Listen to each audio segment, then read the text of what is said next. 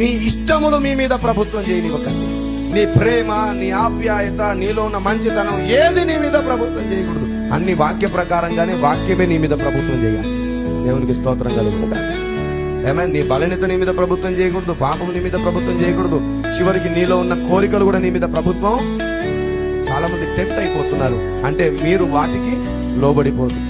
Tempt అవ్వకుండా దేవుని కృప మీద ఆధారపడదు. అలా జరగాలంటే దివారాత్రులు వాక్యం ధ్యానిస్తూ వాడే.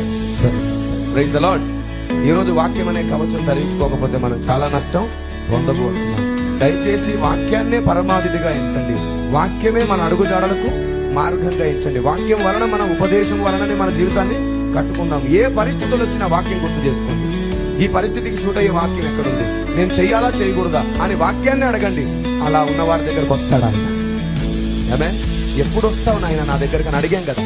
101వ కీర్తన 2వ మాటలో ఎప్పుడు వచ్చేదావు. ఎంతమంది ఆయన రాకడ కోసం ఎదురు చూస్తున్నారు. రెండో రాకడ కోసం కాదు, ప్రార్థన గదిలో నీతో సహవాసం చేయడానికి ఆయన రాకడ. ఎప్పుడు వచ్చేదావు నా దగ్గరికి అని అడగలుగుతున్నామా? కాబట్టి నీలో ఉన్న ఏ బలహీనత నిన్ను నేలకుండా చూసుకో. జాగ్రత్త పడు. అవిశ్వాసం నిన్ను నేలనివ్వక ముఖ్యంగా. దేవుడు నీకు తోడై ఉండును గాక.